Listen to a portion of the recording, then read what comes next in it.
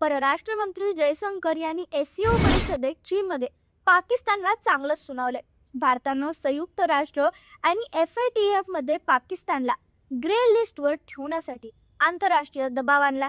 आता जगाला दिसतंय भारत आता गप्प बसणार नाही. तो ताकदीनं आणि डिप्लोमसीनं उत्तर देईल. आधी काय व्हायचं तर दहशतवादी हल्ला झाला की भारत फक्त निषेध करायचा, कागदी पत्र पाठवायचा. पण 26/11च्या मुंबई हल्ल्याला देखील प्रत्युत्तर दिलं गेलं नव्हतं. जयशंकर म्हणाले, लोकांना माहितीये आजचा भारत दहशतवादाविरुद्ध ठाम उभा आहे. आता भारत ठरवतो कुठे, कधी आणि कसं प्रत्युत्तर द्यायचं. 2016च्या उरी सर्जिकल स्ट्राईकनं POK मधील दहशतवादी तळ उद्ध्वस्त केले. 2019च्या बालाकोट हल्ल्यानंतर पाकिस्तानच्या खैबर पख्तूनख्वा मधील तळांना धडा शिकवला आणि 2025 मध्ये ऑपरेशन सिंदूर आणि ऑपरेशन महादेव, बहालपूर, लाहोर, मुझफ्फराबाद मधील दहशतवादी तळ उद्ध्वस्त आणि पहलगाम हल्ल्याचा मास्टर माइंड ठार. उरी, बालाकोट, ऑपरेशन सिंदूर, ऑपरेशन महादेव ही फक्त हल्ल्याची नावं नाहीयेत.